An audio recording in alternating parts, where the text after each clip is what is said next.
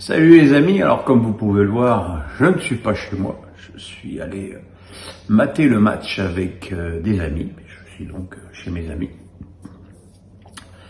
Match pénible, hein.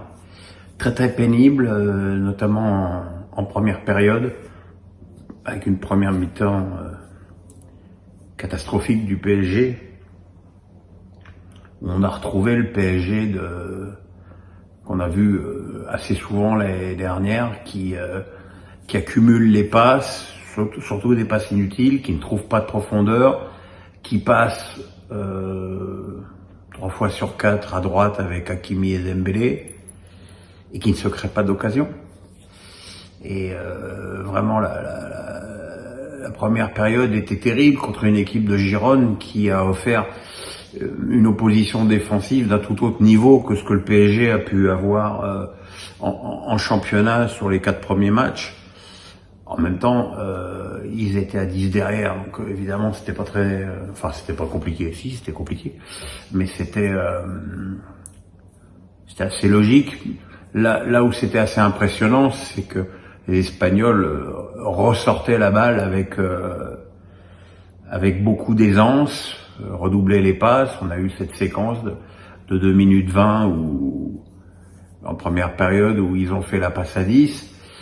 Et on peut être satisfait que les joueurs de Girone, les Catalans, n'aient pas plus poussé leur attaque, parce qu'à un moment donné, le PSG commençait vraiment à déjouer. Alors évidemment, quand tu vas au Parc des Princes avec un projet uniquement défensif, même quand tu as le ballon, tu cherches surtout à pas te découvrir. Et il est évident que ce match donnera certainement des idées aux adversaires du PSG pour les prochains matchs, et que certainement avec des ambitions supérieures sur le plan offensif, Paris sera plus en difficulté. Heureusement, la deuxième période a été un petit peu meilleure, avec Dembélé en grand animateur. Alors grand animateur dans le mauvais sens, lorsque sur ce contre bien servi par Kolo Muani, il se présente seul face au gardien et se fait bêtement rattraper par le défenseur, alors qu'en plus il a Barcola sur sa gauche. Il y a son tir sur la barre.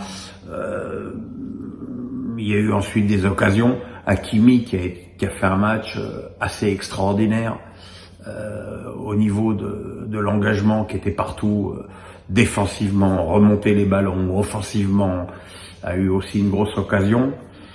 Et finalement, la lumière, si on peut dire, est venue de Nuno Mendes, qui, sur un centre contré, a vu le gardien de Girone faire une arconada dans le même but que Arconada l'avait fait en finale de l'Euro 84,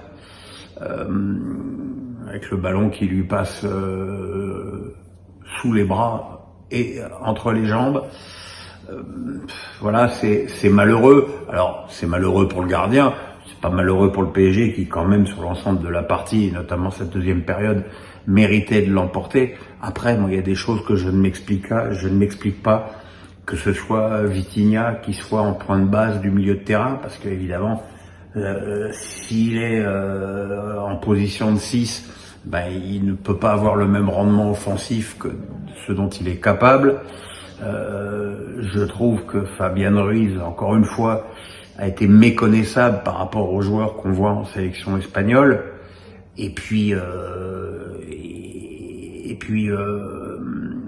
Nuno Mendes, même si c'est lui qui a marqué le but, qui a fait marquer le but, Nuno Mendes, c'est quand même extraordinairement dommage d'avoir un garçon, capable de faire des débordements comme ça, comme sur l'action du but, et qui joue en fait troisième arrière central gauche.